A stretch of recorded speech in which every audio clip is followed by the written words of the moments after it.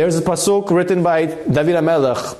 David HaMelech writes, Oseh niflaot gedolot levado. How Hashem performs wonders and miracles for us by Himself. So the Khatam Sofer says, clearly we don't need a verse in Tanakh to tell us that God performs miracles and wonders for us. That's a no-brainer, that's obvious. Does Hashem need a committee to help Him? Does God need help from someone to perform wonders and miracles? Of course He does it alone. So what does this mean when we say, Oseh niflaot gedolot levado? What does it mean when we say that Hashem performs great wonders by Himself?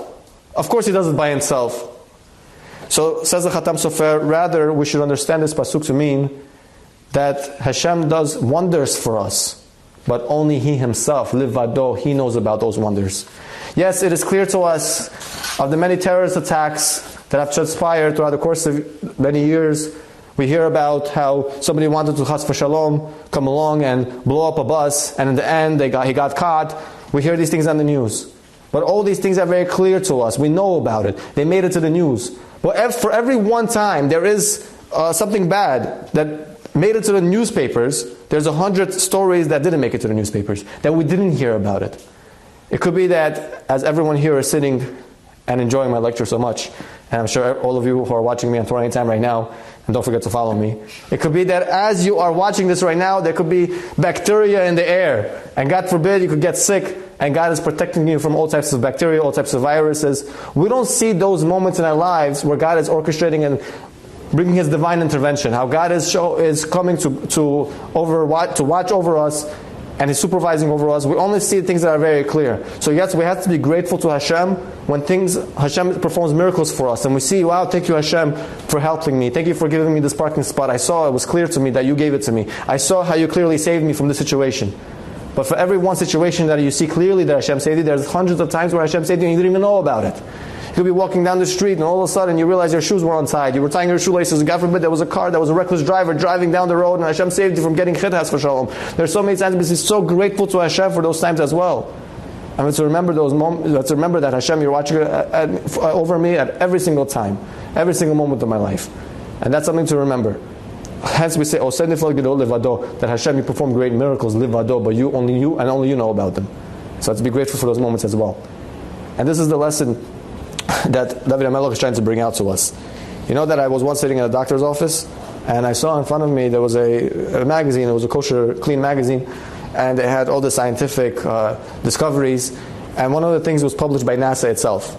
And I was reading the article, and I was fascinated to find out how NASA discovered that in space, there are many times comets that are flying. And sometimes these comets could be the size of New York, it could be the size of America. Humongous comets, and if chas v'shalom they land on our planet, they could destroy a whole civilization.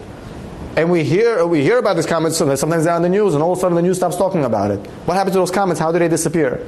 So NASA, after much investigation, they found out that every single planet has a gravitational pull. And the bigger the planet, the stronger the gravitational pull.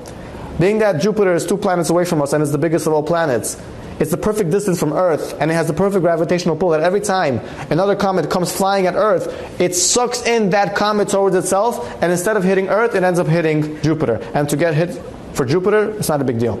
Jupiter is not going to, chas v'shalom, lose out. There's no civilization, no one lives on Jupiter, Baruch Hashem. So Hashem placed Jupiter the perfect distance from Earth so He could protect us. And you could be walking around that day, there should have been a comet flying down on our heads, God forbid, wiping out who knows how many people, thousands of not millions, who knows how many people, and you're just walking, how are you, how was your day? Baruch Hashem, everything was great. Oh, very good. How did you go to work? I went to work today, I made money, I actually stopped by to get some coffee. Anything abnormal happened today? No, nothing abnormal. Everything was usual, everything was ordinary. Little did you know that Hashem just protected you. Little did you realize that God was watching over you at that very moment. So we have to be grateful to those moments in our lives where we see Hashem clearly. You know that when we daven the Shemona Esrei, if you pay attention, all the things that we thank Hashem for. Hashem, we say, you are healing us. Rafei Cholei Amo Yisrael means, Hashem, you are healing us right now. It doesn't mean you healed us, it's not past tense, it's not future tense. Healing us right now means He's doing it right now. What, are you healing me? I don't see you healing me. Right, you don't see it, but it's happening.